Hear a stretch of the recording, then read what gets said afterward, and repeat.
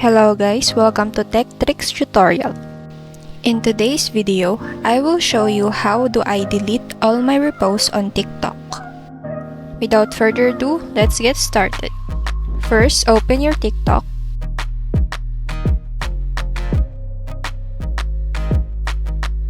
And for example, you accidentally repost some random videos and you want to delete it together with all of your reposts, go to your profile.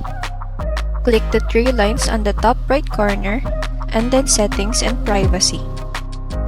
After that, scroll down and click Support and then Help Center.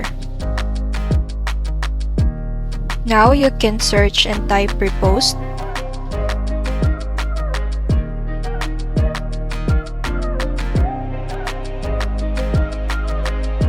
And then click Report a Problem.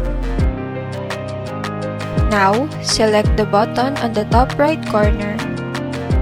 And now you can request TikTok to delete all of your reposts, state your problem, or any reason you want to say. And then once you submit it, the TikTok will review your ticket within a few days. And then they might delete all of your posts. That's it for today's video. Thank you for watching. Don't forget to like, comment, share, and subscribe.